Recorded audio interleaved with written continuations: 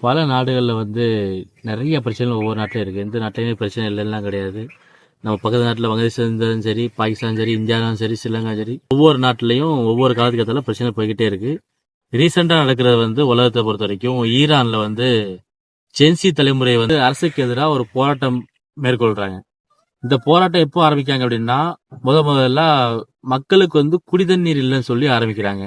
குடிக்க தண்ணி இல்லாம ரொம்ப கஷ்டப்படும் சொல்லிட்டு பிரச்சனை ஆரம்பிக்காங்க. இப்போ அந்த போராட்டமே அரசுக்கு எதிராக மிகப்பெரிய வலுவாகி அரசையே கவுக்கக்கூடிய ஒரு போராட்டமா மாறிக்கிட்டு இருக்கு.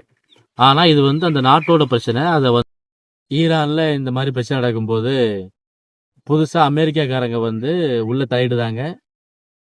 மக்களுக்கு எதுவும் பிரச்சனை வந்தா அமெரிக்கா நாங்க வந்து உள்ள தலையிடுவோம் அப்படின்னு சொல்லிட்டு இந்த மாதிரியான பிரச்சனைகள் நடக்கு. இப்போ வந்து என்ன ஆகுது அப்படின்னா, உச்சபட்ச தலைவர் காமேனி ஈரான்ல இருந்து தப்பிச்சு போயிடுவாரு, அந்த நாட்டை வந்து நாங்க புடிச்சுக்கிருவோம், நாங்க புது அரசு உருவாக்கும்னு சொல்லிட்டு அமெரிக்கா வந்து நின்றுட்டு இருக்கு.